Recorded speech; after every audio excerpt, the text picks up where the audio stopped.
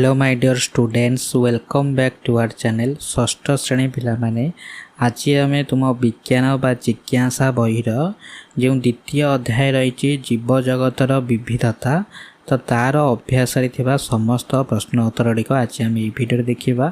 ठीक अच्छे, तो देख आस आम शिक्षणर अभिवृद्धि करवा है। तो तुमने तुम बही को टी फॉलो कर सबकि जापर। तो एक नंबर रही क्वेश्चन, एठारे दुई प्रकार मंजी रही। देख गोटे रही गहम तो आ गोटे रही राजमा। तो सेमानक उद्भिदर मूल और पत्रर शिरा विन्यास मध्य तुम्हें कौन पार्थक्य देखुच? तो तार उत्तर लिख। तो देख तार पार्थक्यर उत्तर कौन लिख? तो देख से क्रमिक नंबर अनुसार मुझे सबकि लिखिदे तुमको भलसे बुझा सहज हे। तो देख रूप गठन रे तो चेरर प्रणाली, चेरर लक्षण, पत्रर शिरा विन्यास और लक्षणर विवरणी। रूप लिख देख गहम हूँ कौन ना एक बीज पत्र आ राजमा हूँ दुई बीज पत्र है। तो यहाँ दुई बीज पत्र। तो मुझे जो पीडीएफ बनई तो से स्पेलिंग मिस्टेक हो तुमने एडजस्ट करदेव। ठीक अच्छे, तो देख चेर प्रणाली हूँ कौन ना गहमर गुच्छ मूल प्रणाली आउ राजमार हूँ प्रधान मूल बा स्तंभ मूल प्रणाली। चेरर लक्षण कौन लिख ना गहम हूँ सरु सरु चेर अधिक घंच होता है आउ राजमारे मध्यवर्ती मोटा स्तंभ मूलरू पार्श्ववर्ती एटा पार्श्ववर्ती शाखा मूल बाहरी थाए। तापर पत्रर शिरा विन्यास लिख गहम हूँ समांतराल शिरा विन्यास आउ राजमा हूँ जालक शिरा विन्यास। तो तापर लक्षण तो जो पत्र शिरा विन्यास लक्षण लिख पत्रर लंब पर्यंत समांतराल शिरा बाहरी थाए आउ शाखा और उपशाखा शिरा बाहरी एक जालक सृष्टि करिथाए। तो तापर देख दुई नंबर। तो दुई नंबर रही किछि प्राणी मानक नाम निम्न रे दिया जाइछि, सेमानकु सेमानकर बासस्थान आधार रे वर्गीकरण कर। तो क चिन्हित अंचल रे जलचर प्राणी, ख चिन्हित अंचल रे स्थलचर प्राणी और ग चिन्हित अंचल रे उभयचर प्राणी का नाम तुम मैंने लिखिबो है। तो ये देख से जो प्राणी गुड़िकर नाम सब एठार रही। तो यमानक मध्यरु केउ गुड़िक जलचर ताकू करे लिखिबो, केउ गुड़िक स्थलचर ताकू खरे लिखिबो और केउ गुड़िक उभयचर ताकू एई गरे लिखिबो है। तुम मैंने खाता लिखि नब। तो मुझे कही दूची देख। तो जलचर बा क चिन्हित अंचल किए किए जीवे? डॉल्फिन, तिमी, कारण एगुड़िक जल रे बास करती। आ स्थलचर क्यों माने जीवे?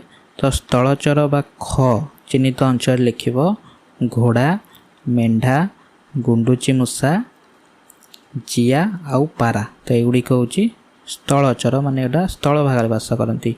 आ ग चिन्हित अंचल जो गुड़िक उभयचर जो मैंने उभय जल और स्थल रुहति से माने बेंग, कुंभीर, कईंच। ठीक अच्छे, तापर देख 3 नंबर क्वेश्चन रही। मुन्नुर माँ एक बगीचा करिछंती। दिने से माटीरू मूला खोलुथिले। से मुन्नु को कहिथिले जे मूला एक प्रकार मूल, गोटिए मूला को लक्ष्य कर एवं यह केउं प्रकार मूल ताहा लेख। मूला गछर पत्र रे तुमे केउं प्रकार शिरा विन्यास देखिल? तार उत्तर लिखिब मूला स्तंभ मूल रूप से परिचित। स्तंभ मूल मोटा, यह प्रधान मूल, यह अन्य मूल ठारू अधिक माटी भीतर को जाई थाए, यह कोणाकार आकृतिर।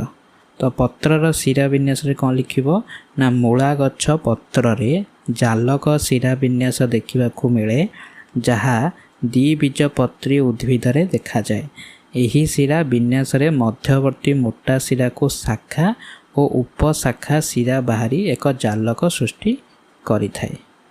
तापर 4 नंबर प्रश्न, समतल अंचल रे मिलुथिबा गोटिए छेली और पर्वत अंचल रे रहुथिबा छेलीर चित्र देख है। तो मैंने बही रे चित्रटी को देखिब।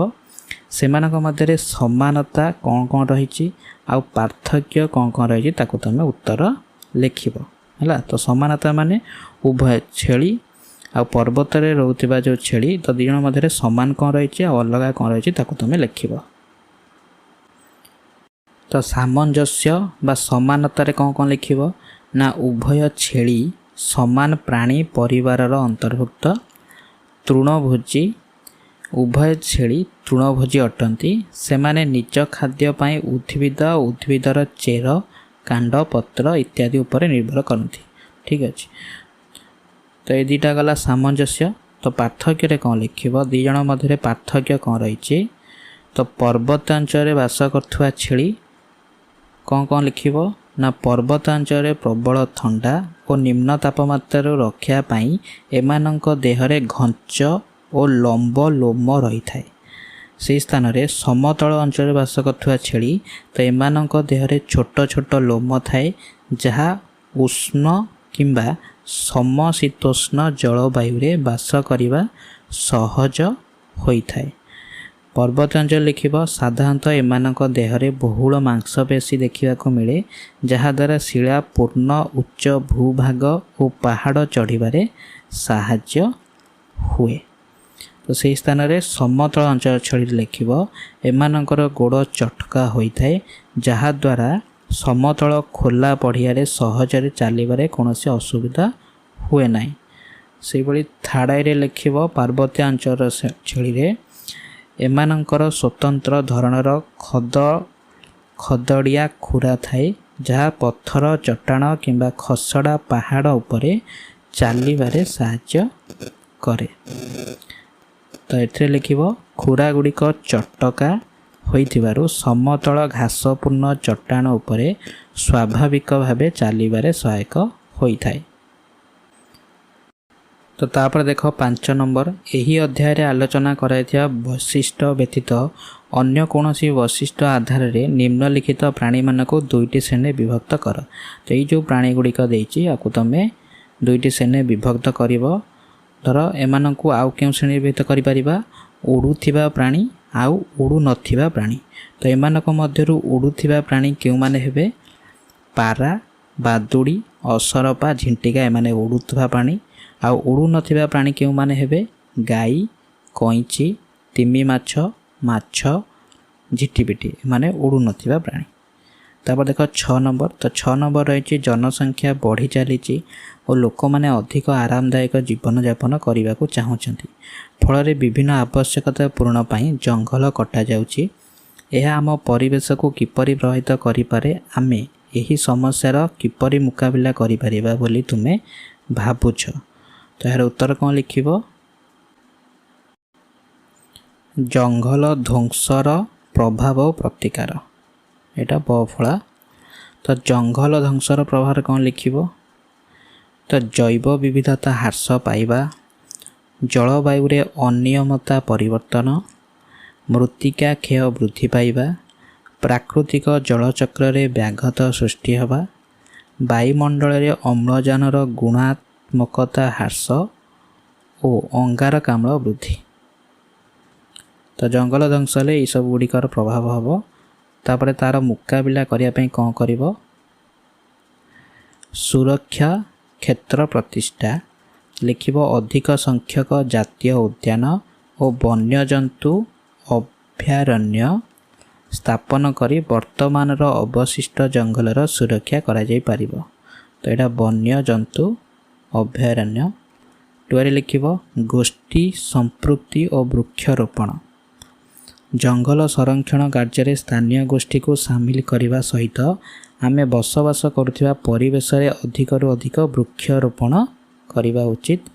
थाड़े लिख वैधानिक आईन प्रणयन लिख अविचारित भावे गछ काटिबा और जंगल नष्ट करने विरुद्ध रे कठोर आईन प्रणयन और कार्यकारी करने उचित।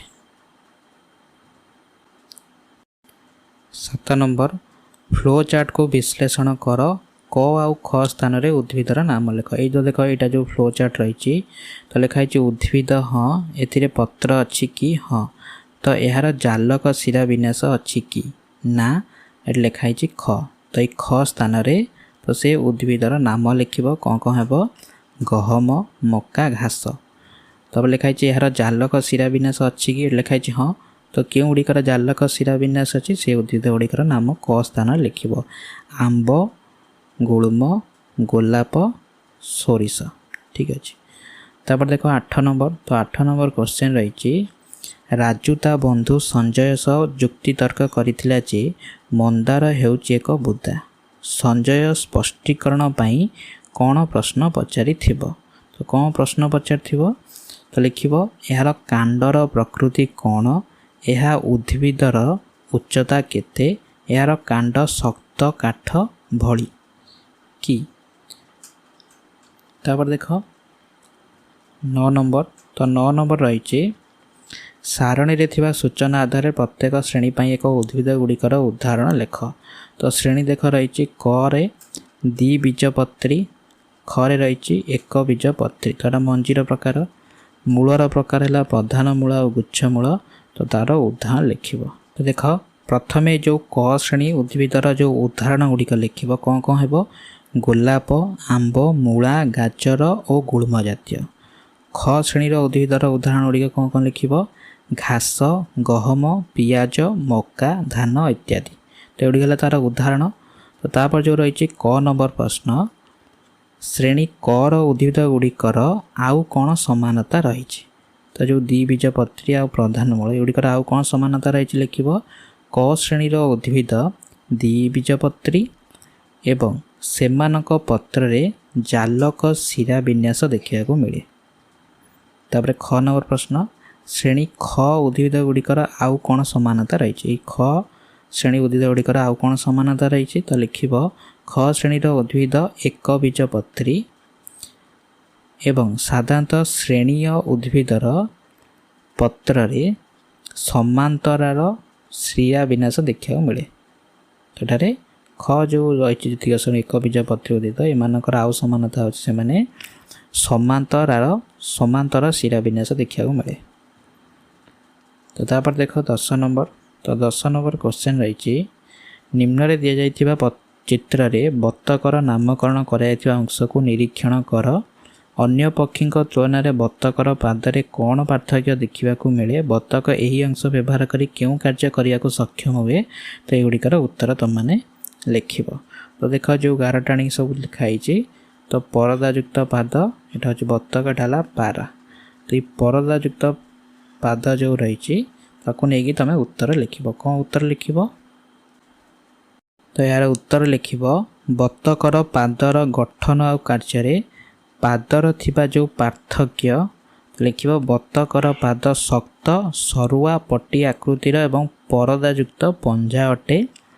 पारा बा अन्यान्य स्थलचर पक्षी क्षेत्र में पादर आंगुली गुड़िक परस्पर ठारू अलगा होई रही थाए किंतु बत्तकर पादर समस्त आंगुली एक पतला चर्मर परदा द्वारा परस्पर सह संयुक्त थाए। तो यही परदायुक्त पाद द्वारा बत्तकर करुथिबा कार्य है। तो कार्य कौन लिख देख प्रथम हूँ पहरिबा। तो पहरिबा कौन ना बत्तक निजर यही स्वतंत्र परदायुक्त पाद को पानी रे आहुला भली व्यवहार करी पछकू पानी ठेली सहजरे पहरी पारे। तो पहरिबा कार्य ताको सहायता करे। तापर कौन लिख कादुओ और सन्तसंतिया भूमि उपरे चलवा ताको मध्य सहायता करे। तो लिख पादर क्षेत्रफल अधिक होइथिबारु बत्तक कादुओ किंबा सन्तसंतिया भूमि उपरे दृढ़ भाव में चली पारे एवं तार पाद कादुओ भितर को गली जाए नहीं।